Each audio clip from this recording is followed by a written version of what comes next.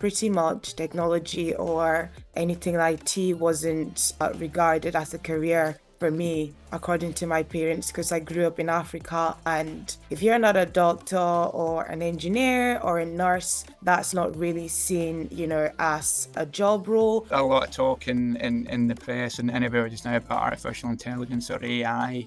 And I think that would really, from a cybersecurity architecture perspective, really bring into focus our secure by design process. That's one of the mantras that we're trying to live by in terms of any projects, initiatives coming forwards, throughout that design, development, deployment, and operational life cycle. I am open to absolutely everything.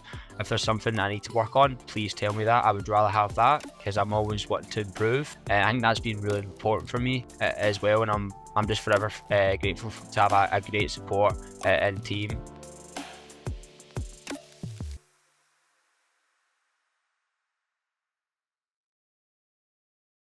ScottishPower is part of the Iberdrola Group, one of the world's largest integrated utility companies and a global leader in wind energy. Their focus is on wind energy, smart grids, and driving the change to a cleaner electric future, investing over £6 million every working day to make this happen. ScottishPower is committed to accelerating the transition to a cleaner electric transport, improving air quality, and over time, driving down bills. Hello, and welcome to another episode of the Devlab podcast. Today we are joined by three guests from ScottishPower Energy Networks, as you'll have just heard there from our introduction. We're going to start by getting to know our guests a little bit more. So Thelma and Liam, welcome to the podcast. Hi there, nice to meet you. Nice to meet you as well. Thanks, Thelma. We're going to start by just getting to know you guys a little bit more, just to understand your journey into technology and how you ended up in your current role at SPEN. So Liam, if we start with you, why don't you tell us a little bit about yourself and how did you end up in this position? Sure, thanks, Phil. So yes, many years ago it started. I went to university, aged 18. I did an undergraduate degree in mathematics, a 4-year course. I guess back in the day with a degree in mathematics, you really focus on becoming a maths teacher or an actuary. So I was never good enough to be an actuary, and I didn't really fancy being a teacher as well. So left university after 4 years, 2 honours degree in maths, worked for a year in a whiskey factory before going back to university to do a master's in business. And I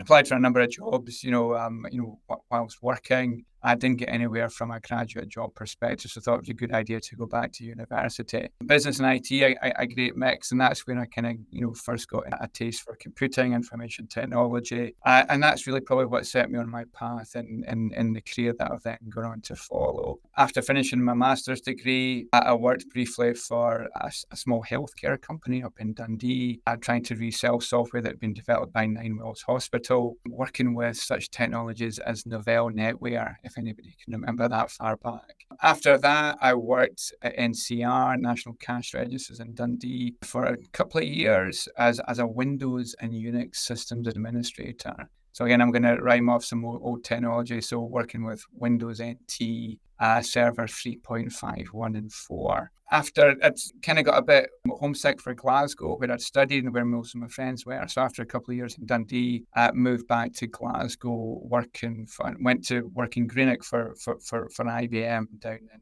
Spangle Valley, a big manufacturing plant down there. 7 years with IBM, doing a range of different roles. Server and Windows support, moved over into networking support. We had a token ring network down in IBM back in the days. We were in the process of migrating over to Ethernet. So, moving from that token ring over to a big Cisco house. So a lot of interesting work down there. After 7 years at IBM, I joined ScottishPower, and I've been there now for 19 years, working in a variety of different roles.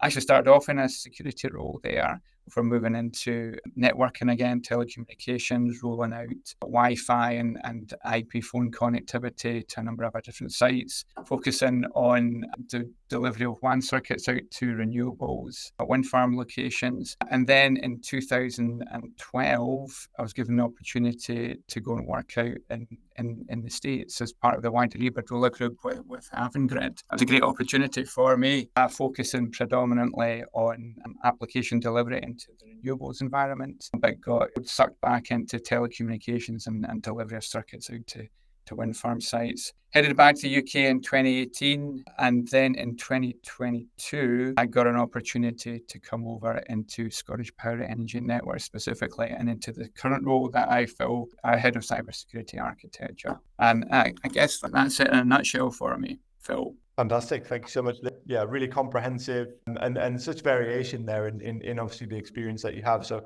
really excited to delve into that a little bit more as we go through the podcast. And I'm sure leverage some of that experience and knowledge as we work through the various different questions. So thank you so much. Thelma, same question to you. Why don't you tell us a little bit about yourself and how you ended up in your current role with SPEN? Yeah, so Thelma Dansuli, and pretty much for me with technology, I've always, from like I was a child, pretty much technology or anything like IT wasn't regarded as a career for me, according to my parents, because I grew up in Africa. And if you're not a doctor or an engineer or a nurse, that's not really seen, as a job role. So for me, I've always wanted, I grew up wanting to do science, but after like I finished high school, I was given like an IT course to go study in uni. So I was like, I'm not going to go straight into that if I don't know what a computer is, which is where my journey started in IT. And I went to college for a year. And from there, I was able to pick up what IT is, just the basic of IT. And it was really difficult for me because I felt like it was a bit of, for example, programming was new to me and things like that. But I had this one lecturer that believed in me and kept on making sure that I'm able to, learn what I needed to get my degree. And after that, I moved on to university to study cybersecurity, and I really enjoyed it and I loved it. And that was how I applied to ScottishPower, and I joined the grad scheme last year, and pretty much it's been really great since then. And the grad scheme has been amazing in the sense that I've been put on a lot of training, both stakeholder management training, both personal development training, for example, how to be successful or how to deal with stress in the workplace, and for example, training on personal development, trying to be able to communicate to different stakeholders in a way that they're able to understand. And for me, this is really important. And I've also been put on a project to pretty much deliver introduction to cybersecurity to students in school. So we're working along with Glasgow Science Centre to pretty much create a course on cybersecurity, because that's what I feel like I lacked when I was in high school, to get that, brief introduction to IT or cybersecurity, just to know, yes, there's a career out there for me as well. Thank you. Awesome.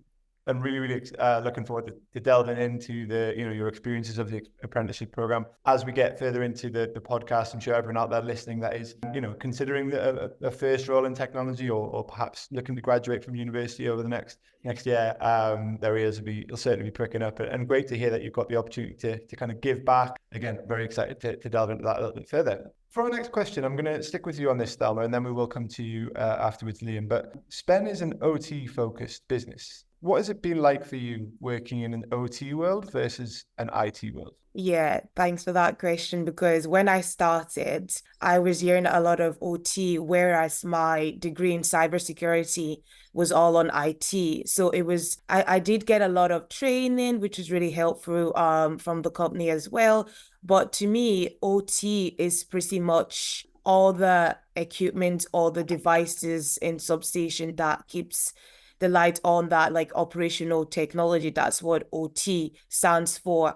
And OT has to do with, for example, in ScottishPower, which is an electric company, has to do with your substation devices, either ranging from the RTUs, ranging from the relays, ranging from the fault recorders.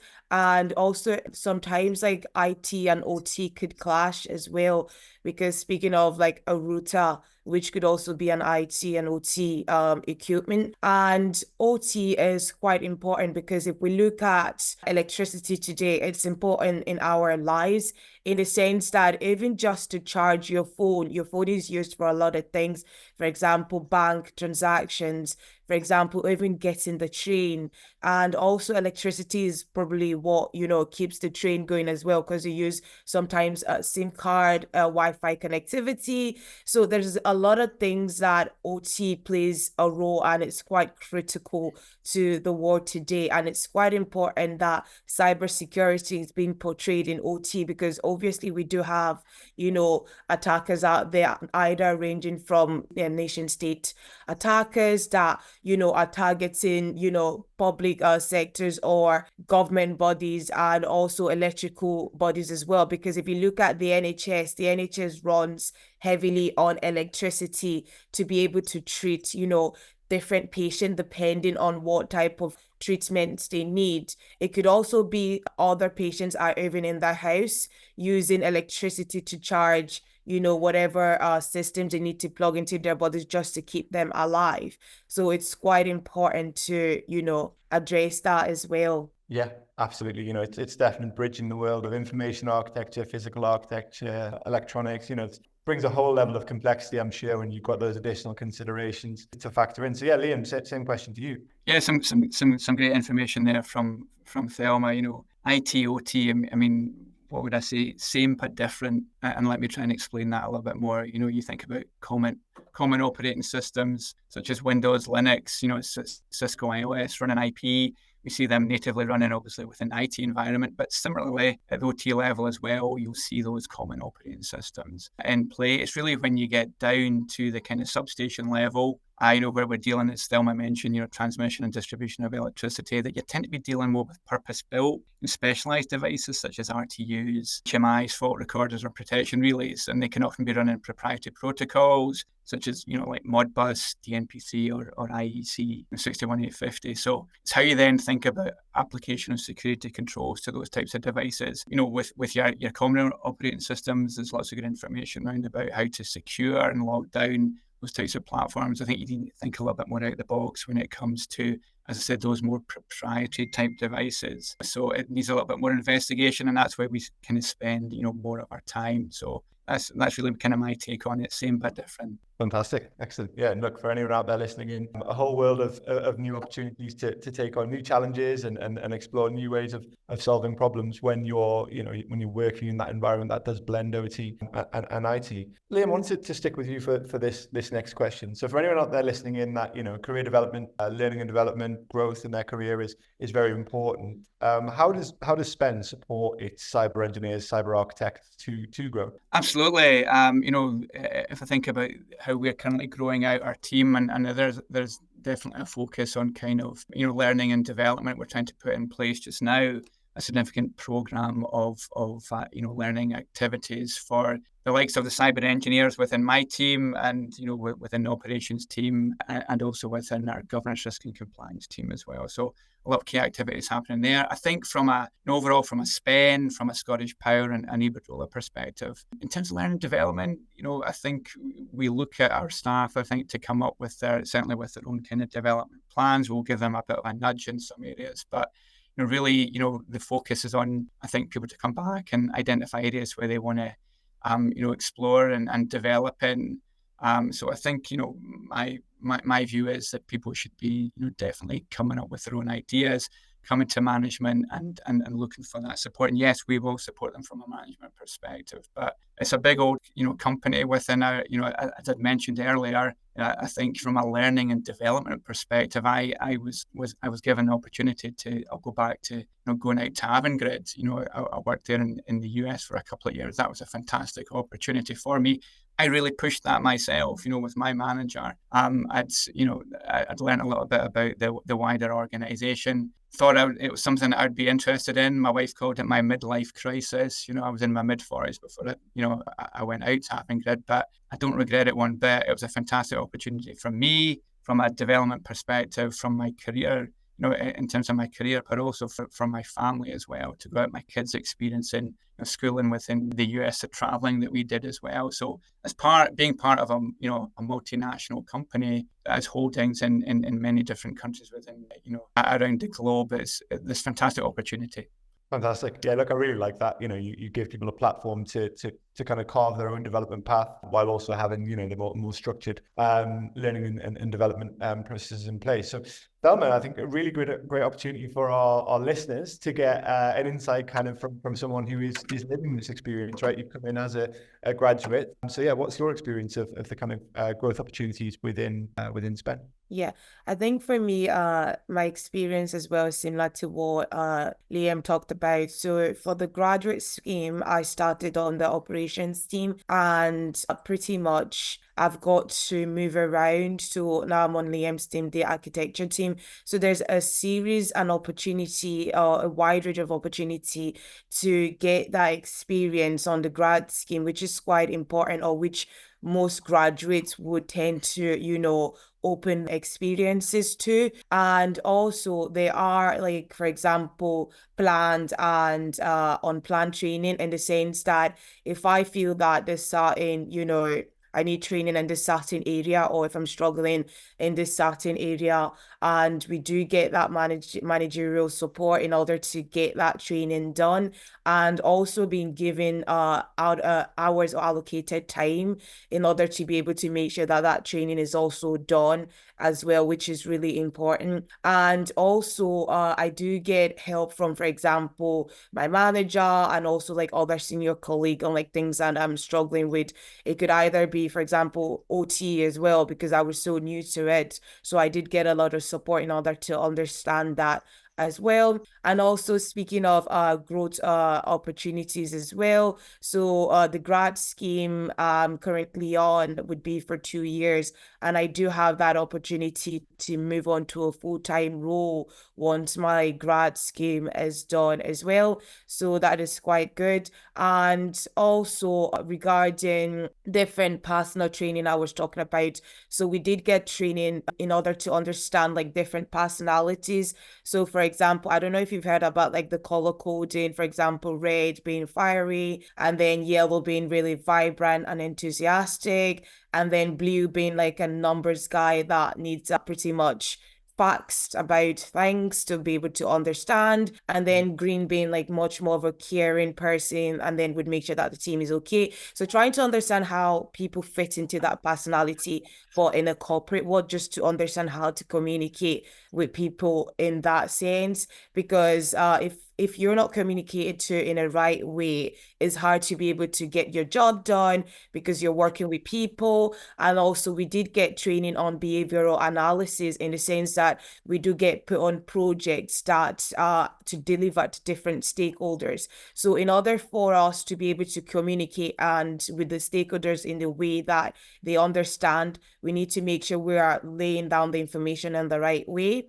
And also to talk about like user adoption, in order to help them to, for example, if the project is to pretty much bring in a new software, to make sure that the users are being taken along in that journey. And we do get like physical meetings and support them as well, which is quite important at the beginning of my career, to be able to get that experience as well.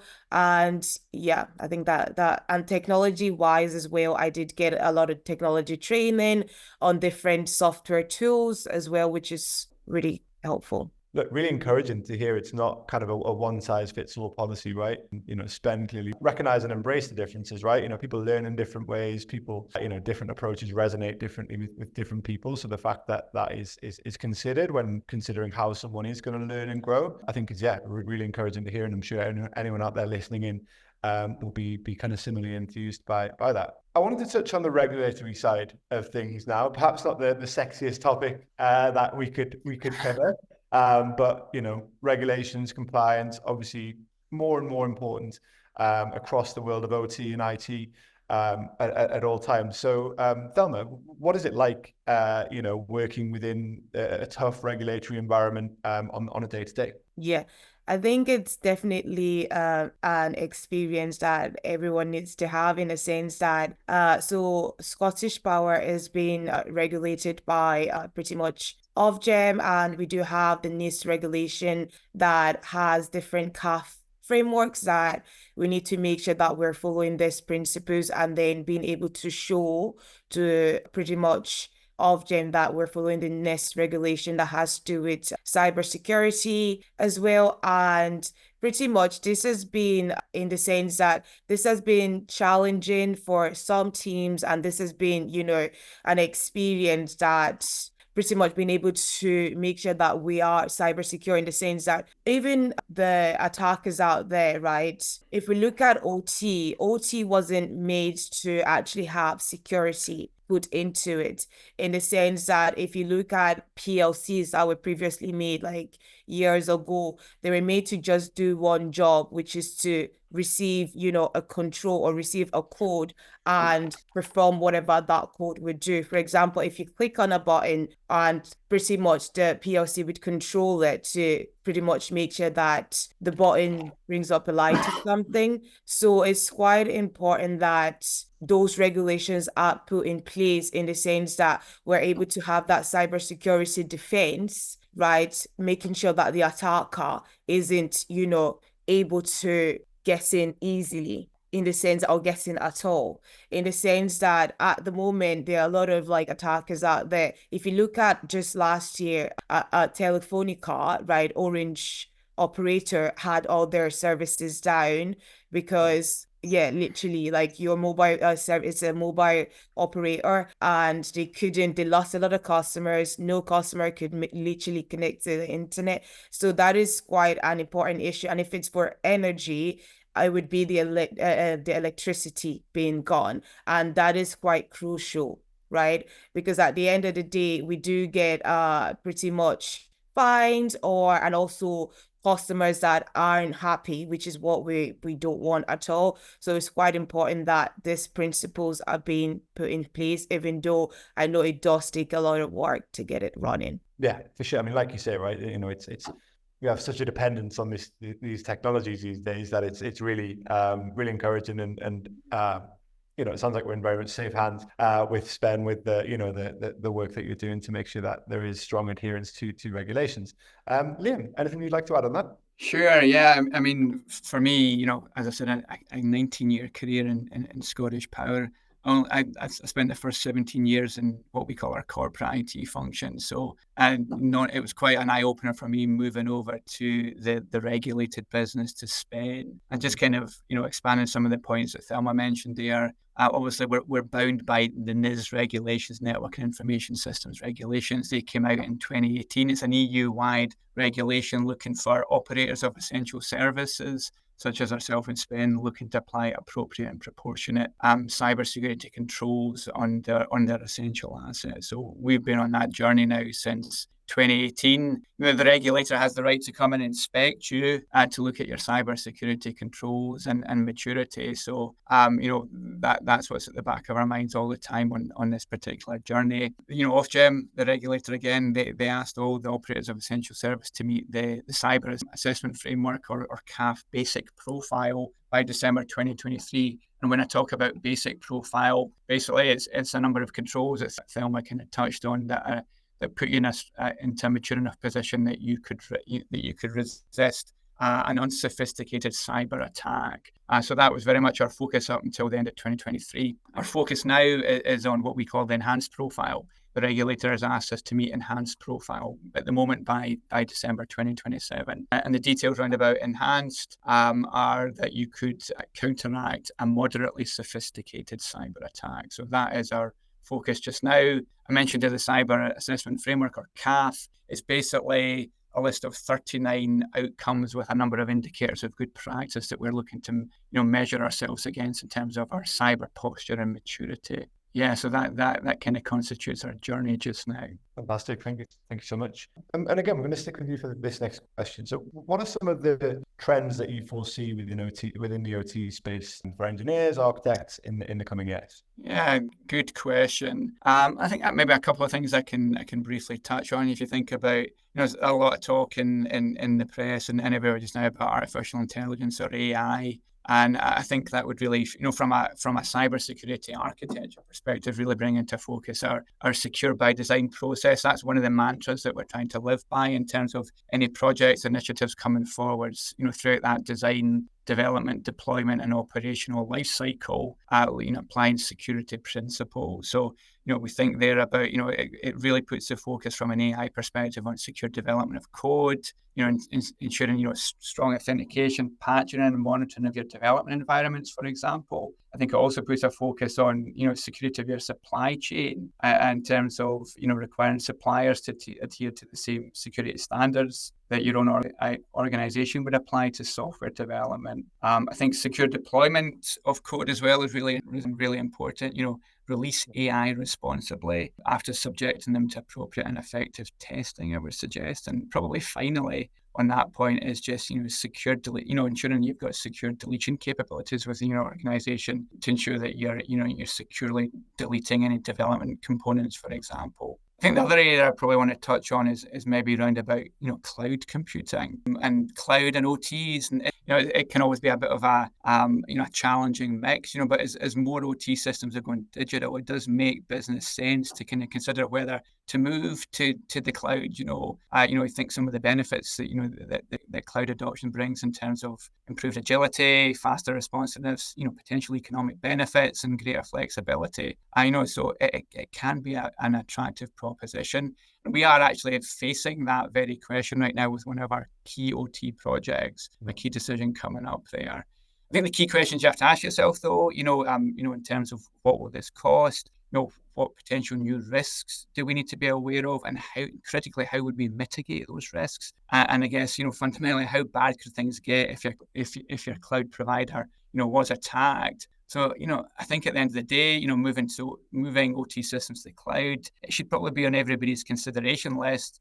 But it'd be reckless to do, to kind of do so without a kind of thorough and honest assessment of risk and potential rewards. Yeah. Grant, thank you so much. Look, it sounds like a really exciting time, to be involved in this business and involved in these sorts of discussions and how we can leverage the cloud and Internet of Things and, how we can leverage AI as well. So thank you so much. Thelma, anything you would like to add in relation to kind of some future trends or anything that you're excited about? Yeah, I think Liam has talked about a really good one, which is cloud, in the sense that, for example, I know, yes, if you put things on cloud, it does provide that easy, for example, access. And also if, for example, you could easily change password, you could easily perform different computing activities through cloud. But at the end of the day, it's all about looking at the security perspective.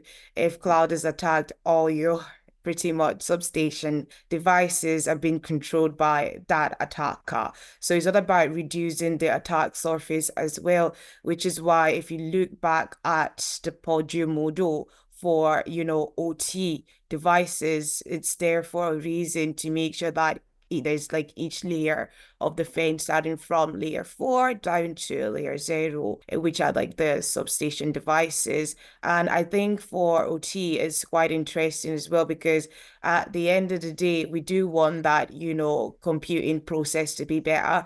But yeah, for sure. Look, it definitely sounds like a difficult trade-off and a conversation that people are having across various different industries, moving from on-premise to cloud, and all the complexity and all the potential for added risk that brings. But then, as you say, the efficiencies that you gain from it, it's all about that kind of risk assessment and finding that right balance. We're going to stick with you for a couple of questions now, Thelma, and then Liam will come to you to kind of round things out. But Thelma, how has your role at SPEN helped you develop expertise in both cybersecurity and OT environments? Yeah, so pretty much since I've joined SPEN, I feel like my technical skills has grown a lot, in the sense that there's been a lot of concepts in OT, a lot of concepts in electricity, that because at the first 2 weeks of my grad scheme, I was actually put out in the substation to train as an engineer, which was very unique and helpful, because for you to understand how to secure OT equipments, it's quite important to understand what an OT equipment is and what it does. So for me, that has been a really, really great experience, because if I want to talk about, for example, how can an HMI be attacked, if I don't know what it is, it's hard to be able to then understand how it could be attacked. So getting trainings like that has been really, really great. And also I talked about pretty much being able to work around the different teams, which is the cyber architecture team, the operations team, the GRC, and the project management team. So being able to get that experience on my grad scheme is really, really important. And also pretty much gaining that technical experience as well has been great as well. Yeah. Fantastic. And look, with all this fantastic experience, with this exposure to, as you say, the kind of on-site, on-premise side, as well as the more IT, cybersecurity focused side of things, what have been some of the biggest learnings that you've taken away from this while on the apprenticeship scheme and the outreach programs? Yeah, I think the biggest learn I've taken away is pretty much being able to work as a team and being able to grow personally in a corporate setting, because at the end of the day, right, just like how Liam was talking about, you do get to get training on the things that you asked for. So I've been able to, grow in that sense that if I need something, I'm able to work to my manager, and also the environment, the culture as well has been accepting, in the sense that at the start I was like, oh my God, I think I have a lot of stupid questions. And then the first comment I heard was, there's no question that's a stupid question, which is quite important for someone that's starting the career. So being given that opportunity to grow, to develop as well is quite important. And then also in meetings, being able to, ScottishPower do provide mentorship programs. And I had meetings with my mentor, and then the thing he said to me that pretty stuck to me was, because I did have a bit of challenges being able to be able to speak in meetings when I started, because obviously I just left uni. So trying to, go into that corporate setting, and I did get help from my mentor by, doing different trainings on presentation, and I was able to lead different presentation. For example, the incident response presentation, which has been a lot of growth for myself to be able to lead that meeting, and it was occurring every 2 weeks as well. So, and also being able to work under pressure as well, because we are working on different projects that's got different delivery dates. So it's quite important to make sure that, for example, the procurement process, working alongside with the manager, making sure that all the technical details are being captured as well during the tendering process, and also moving forward to the actual design, the implementation stage before the full rollout. And also it's not just only important to get the technical details, but also the user details, because if you look at, for example, user adoption is a thing, in the sense that if you were to probably click on an extra button, it could, affect the way you would react to actually doing the work. So we're trying to make sure that everything runs smoothly for the different people that are going to be using that technology that have been rolled out. But on an overall experience, it's been an exciting journey. And I would say to all that, young professionals out there, that ScottishPower or SPEN is, a very, very great opportunity and a company to work for. Excellent. Very, very well said. And yeah, look, just to echo that point, I think anyone out there that is listening in, regardless of what level you are in your career, right, joining a business that clearly is, very supportive and really invests in the growth and in the improvement of skills of all those working within the business. And, you touched on soft skills, hard skills there. So really broad array. So no, thank you so much, Thelma. And as you said, I'm sure a very intriguing opportunity for anyone out there that is listening in. Liam, we're going to come to you now with a couple of questions. So as someone who spent 19 years at SPEN, how has the cybersecurity landscape changed over that time? And what are some of the biggest challenges that you've faced? Okay, how's the landscape changed? I think, I started out, when I joined ScottishPower 19 years ago, I started out in a security analyst role. Back in the day, it was called security. We didn't have the word cyber in there, and it was really all about firewalls, intrusion detection, antivirus, and maybe a little bit of two-factor authentication. I think for me, the biggest change in how I see it is the breadth of tools and techniques used in cybersecurity, I guess, to cover an ever-increasing threat landscape. So covering more areas such as, privileged access management, identity and access management, threat intelligence, threat modeling, whitelisting, EDR, XDR, we've actually got specific roles for threat intel within our, cyber structure now. And equally as well, I've got one of my team at a lecture today at Glasgow University on a post-quantum cryptography lecture, how to secure yourself against potential attack from quantum computing. So I guess it's just the as I said, that threat landscape, the changing threat landscape and the tools and techniques required, in present day to I guess, counteract them. From a challenges perspective, I think for me, it's about constantly trying to keep pace with technology change. And I guess, touching again on that ever-changing threat landscape. I just tend to leave it up to my team now. I've got total faith in them. I think for me, it's about pulling the right people together to tackle particular challenges. And I think probably one other key challenge that is often overlooked, I think, is the kind of cultural side to cyber and the transformational change that a lot of organizations are looking to obviously bring in these days.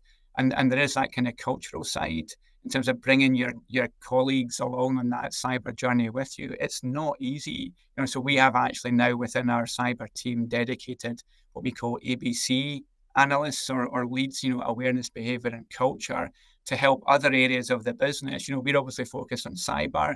A lot of the stakeholders we're dealing with are predominantly working to keep the lights on, within our transmission and distribution businesses. So cyber might not be at the forefront of their minds, but we've got to bring them on that journey and let them and kind of instill the importance of cyber secure activities and they're performing on a day-to-day basis. So that is one of the definite challenges that's there. As I said, that is quite often overlooked within organizations. Thank you so much. And the final question, and I'm really intrigued to hear your answer on this one. What advice would you give your past self just starting out in the industry? And how would you say your leadership approach has changed throughout your career? Good question. Yes. What advice would I give my former self? I think probably put yourself out there more, show what you're capable of, and always be willing to take on new challenges. I think now, having worked in management for a number of years, that's what I want to see in the next generation coming through. So that would be my advice to my younger self, for definite. Yeah. And in terms how is my leadership? Sorry, yeah. The second part of the question: how has my leadership changed? I think historically, I was probably I'd probably be a bit reluctant to let go of tasks in the past and end up doing things myself. I just don't, with the volume of work we've got now on our NIST compliance journey, I just do not have that luxury anymore, given the volume of work activities we're trying to cover. So I am more than happy to delegate these days and put faith in my team and my employees that they'll do a good job, and they do. So that's me. Fantastic. Excellent. And I think all plays into a really, constant theme, constant thread throughout these conversations around growth opportunities, the trust, the delegation, and the ability for someone joining the business to have a broad-ranging impact. So thank you so much, Liam. So Thelma, thank you so much for joining us today on the podcast. Thanks for the insight that you shared with our audience. Yeah, thanks for having me, Phil. This has been an amazing experience, and ScottishPower as a whole has been a great opportunity, and that's amazing. Fantastic. And Liam, same for you. Thank you so much for joining us. Well, thank you. And it was great to get the opportunity to talk a little bit about the cyber journey within SPEN, our NIST compliance journey. And, it's keeping us all very busy, but we've got a real sense of purpose within the team. And that's what drives us all forwards. Grand. And thanks as ever to everyone out there listening in. I know you'll have enjoyed today's episode. As ever, we'll include all the relevant links in the podcast description. Plenty of advice, plenty of insight into how you can get in touch with SPEN, ScottishPower, and explore some career opportunities for yourself. So thank you so much for everyone for joining us on another episode of the Devlab podcast. So Sang, welcome to the podcast. Why don't you tell us a little bit about yourself, your journey into tech, and how you ended up in your current role at SPEN? Perfect. Well, thanks, Phil. Thanks for having me on this podcast. It's a great opportunity, I guess, just express kind of myself and the journey. I am 25, so that journey's quite been young. Obviously, we've had kind of Liam on the kind of podcast. He's been in the industry for a while, but and then kind of Thelma kind of young as well. So I guess for me, it started off with my love for video games. I was quite the gamer back in the day, and when I was about 15, I built my own computer. So that was it's still working. So I guess I didn't break it. Kind of 10 years later, it's not as quick as it used to be, but it's definitely working. I think it just started off my love for video games and figuring out how actually the computers actually talk to each other. Because obviously, with building a computer, you're kind of finding kind of different things. So what I decided to do, I kind of hated school, didn't enjoy it. So I decided to actually go to college. And kind of pursue my love for video games at the time, but didn't really enjoy it. I'm not really an artsy person. I actually really enjoyed the networking side of it. So as my love for how computers talk to each other, I decided to kind of pursue that and go that a wee bit more kind of further. So done NC computer games, went to HNC, and then I went all the way to university, and by the end of it, I achieved a first class degree of 84%. So I was very, very, very, very pleased with it. A lot of hard sweat and tears went into it. I'm sure you guys imagine if you've ever been at university, it's quite the challenge. So yeah, kind of post graduation, I went into a graduate scheme. I would definitely recommend going down this level. It's a 3-year scheme. I joined a company called Atkins. They're now called Atkins Realis. They're a kind of mechanical engineering consultancy firm, and I worked on various kind of sectors such as water, nuclear, transportation, and if you think about this is called the critical national infrastructure, and it covers a wide variety of different sectors. So I joined as a kind of graduate cybersecurity engineer, and I basically implemented cybersecurity measures for these companies. So I've done that for about 2.5 years, came off the scheme, and how I actually ended up at SPEN as a consultant. I put my hand in my heart, absolutely loved it, but I didn't really implement any changes. It was more theory, and so I kind of went from the kind of consultancy hat, and then went into the kind of client side of things. So I really enjoyed that mix up of actually implementing the changes. So and we do that at SPEN. We're all hands on. We implement the changes, and it's been absolutely brilliant ever since. And I've just been forever grateful for the team believing in me, because as you just heard there, I was a graduate cybersecurity engineer, and I went all the way up to a senior engineer. So it was quite the jump, and so I was very excited about it. Fantastic progression opportunities within SPEN, as you say, to make that jump within your career. And look, I think you've given us some really good context there for the next question as well, because my next question was going to be around, SPEN is an OT focused business. And obviously you're someone who, got initially inspired to work in the world of technology by working on that blend of hardware and software, where you're kind of, I guess, thinking not just about the soft side of it and the programming side of it, but how it all interacts with the hardware as well. So what's it been like for you working in the OT world versus kind of what the IT world is like? No, great question, Phil. And you kind of summarize that up. OT is your physical processes, your devices, and which brings kind of physical aspects to the world. So on, energy on, energy off. So for our homes and businesses, that's it's very rewarding. But it's also unique. Like there's a lot of stress within the industry.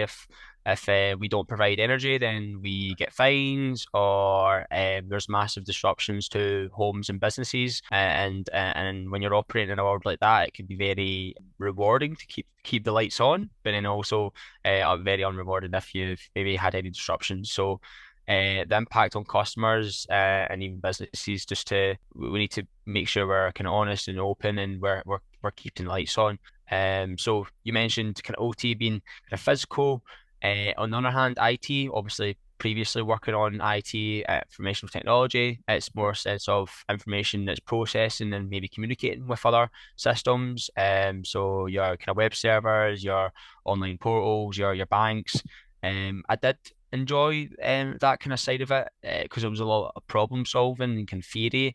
But I feel like my alignment and interests of kind of seeing the direct impact on the customer is so much more rewarding. So that's kind of why I kind of wanted to focus in OT side of business things. Fantastic. Excellent. Yeah. And again, you've kind of already touched on my next question briefly. Yeah. You talked about your progression, but how did SPEN support you in your growth? How did they support you in that progression? Yeah, I think it all comes down to the kind of training and the teams. It's been absolutely great since I've joined. Obviously, I started off as a graduate with another company, and then joining as a senior at kind of more a kind of higher position. It's been challenging at first, but I also think it's a very supportive environment, and it encourages me to continuously learn because I obviously uphold a very kind of senior position. I want to make sure that I'm proving to the team and also to the business that I'm capable of doing this. So I think for development would be, and you can imagine within the computer industry, certifications and training. So I'm looking to do my GISP certification this year. So that's if you guys don't know, that's the Global Industrial Cybersecurity Professional certification. It's quite a tongue twister, but I think it's a great certification to have under your belt as a OT cybersecurity engineer. So that's for kind of the OT side of things. I think as well as other ones, I think you need to have a networking understanding, whether it's IT or OT. So great ones are CCNA. That's a really good certification to have to start off in your journey, and then kind of CCNP as well if you want to keep going further. So I definitely think SPEN are able to support you on that, and just was quite an expensive certification, and they're happy to support me on that. So that just proves the company that they're able to support you on that. Besides sort of certifications as well, we have regular catch-ups with my manager. So we have this bi-weekly. So he's able to provide feedback, guidance, whether it's positive or negative. I am open to absolutely everything. If there's something I need to work on, please tell me that. I would rather have that because I'm always wanting to improve. I think that's been really important for me as well, and I'm just forever grateful to have a great support and team. Besides kind of managing stuff as well, I actually I do mentorship. It's for Thelma. You would have seen this kind of podcast as well. As Thelma's Dan Suley is a graduate cybersecurity engineer, and you would have seen her on this podcast, and she's doing an absolutely amazing job since we've kind of had in our team. So yeah, the support and growth spends is excellent. Fantastic. And look, really nice to hear it's a blend of that more formal, certified, courses and things like that, alongside that blend of the more personal touch, right? The coaching, working directly with, senior and experienced people within the team who are all, happy to share that knowledge. I think it's really important that there's always that blend of those two different approaches. Agreed, Phil. Definitely agreed. Excellent. Cool. So the next question is focusing on regulations, everyone's favorite topic. So, working, again, I think you've already kind of touched on it very, very slightly earlier on in your chat, but one of the complexities, I think, of working in your industry is the amount of regulation there. So what is it like for your day-to-day work to kind of be factoring in these different rules and regulations? Yeah, no, definitely. Obviously, we need to adhere to this. As if you guys don't know, we are an operator of essential service. So we provide electricity, and part of that reason is we're governed by NIS regulations. So that is a regulator, and Ofgem is our inspector. And so if we are not basically providing an excellent level of cybersecurity hygiene, then we can get fined by the regulator. So this has a lot of impact to my kind of day to day. So yeah, I definitely agree. We need to make sure that we are providing excellent levels kind of cyber hygiene, whether that's in the UK, because the UK at the moment is these regulations came out in 2018, so that was six years ago. So we've had a lot of work, and it's actually starting to kind of move over to the EU with the NIS2 directive. So yeah, I think we'll need to start kind of making sure that we're going from, if you don't know, basic to enhanced. This is part of the CAF profile, so the Cybersecurity Assurance Framework. If you have a wee look at the NCSC guidance, they provide excellent support on this. So we're constantly speaking with NCSC on how we can make these great changes to the wider business, not just the energy sector, to all the sectors, because that obviously help the government as well, and provide excellent support. Fantastic. And look, I'm sure it gives peace of mind to everyone out there to know, how much emphasis SPEN put on making sure that they are compliant and things are, as you say, secure. And you can, make sure that you're able to consistently deliver in that value, the energy to all the users, all the different users of Scottish Power's energy network. And kind of what are some of the trends that you foresee within the OT space for engineers and architects in the coming years? That's actually a really good question. I think though that with the IT and OT convergence, and it's a really popular word at the moment. So that's IT and OT working at the same time. Yeah. I think though that in the OT world, it's always been separated from IT because of the security risks that's involved with that. Yeah. So with stakeholders wanting to make sure that we can remotely connect into OT systems, so they don't have to drive to some of these sites that are in the middle of nowhere. I think that is very scary, but also could be really positive for maybe saving time and cost for that engineer going to there. But I think though, if you're connecting IT and OT together, that's a no-no. And I think though that if we are going to be doing that, we need to make sure that we are putting in robust cybersecurity measures, such as maybe authentication, etc., remote desktop, using some of that stuff. Another one, AI and machine learning. So artificial intelligence, machine learning. We know that right now that's a big, massive buzzword in anything. So like ChatGPT, everything is talking about kind of ChatGPT at the moment. So even though these technologies can kind of optimize our sort of operations, because machine learning, as you know, is it's multiple languages and predicting equipment maybe failures, and another software is maybe predicting anomalies for security breaches. So that's some of the positives. But if these technologies get in the wrong hands, it could be really challenging for us. It's like 5G. There was big, massive debates about 5G being very scary. And even though it's it's much faster than 4G, if it can get in the wrong hands, if there's faster download speeds, then that could be really impactful for that companies, are even really good for attackers in our arsenal. Yeah. So I think that's probably ones to kind of watch out for the trends, especially as an engineer and architect that are designing all the requirements or building the kind of frameworks. Yeah, for sure. I think it's like any step forward, right? Like, we could go back to the cloud when you go from having your on-premise servers to everything stored in the cloud, and it's all of these possibilities, all of these amazing things you can do with it, but then also all of these amazing things that, as you say, hackers or kind of bad actors can do with it or accessing that data. So it always comes with that trade-off, doesn't it? But no, great to hear that, SPEN and yourself are thinking about how to kind of apply these new technologies in the right ways. Yeah, definitely. Thank you. Awesome. Look, final couple of questions that we're going to round out with. So you may have already kind of taken us through this, but if there's anything you do want to add, then please do. But so first of all, how has your understanding of OT environments grown since joining SPEN? And then secondly, just wanted to chat through how has working on OT systems in SPEN allowed you to make a tangible impact on people's lives? So maybe just some particular project or anything that, really resonates with you where you feel like you've had a big impact. Okay, Phil, I think I'll split this into kind of two. So how my understanding is kind of grown. I think coming from a consultancy background with all theory and now actually being the client and actually seeing that change, my understanding for OT with only maybe 3 years, I've had about 3 years experience within OT is massively increased. I think going on to the GIST certification will even improve that more, and it'll make that theory I have in mind kind of credible. So it's definitely changed. I've worked on hands-on with OT systems, whereas previously I didn't.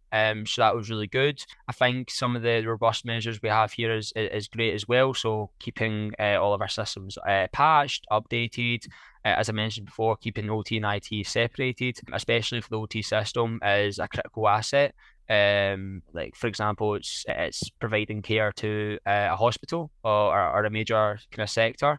I think as well as not just the robust measures, the specific vulnerabilities as well. So for example, XP and 7, So making sure that these are kind of not used in our estate, etc. Because a lot of hackers can exploit such vulnerabilities on XP or R7 as well. Because as you know, is Microsoft's no longer carrying out support for them. So if it's no longer receiving updates, then hackers are able to kind of use this. So I definitely think since I joined SPEN and seeing such vulnerabilities and such robust measures has definitely improved my understanding for our environment. And then I think the other one was the tangible impact on people's life, how working on such systems. So when you think of a kind of OT system, it's designed to monitor and control physical devices. So I think working on these devices, I think we're able to improve the efficiency of these processes. So if we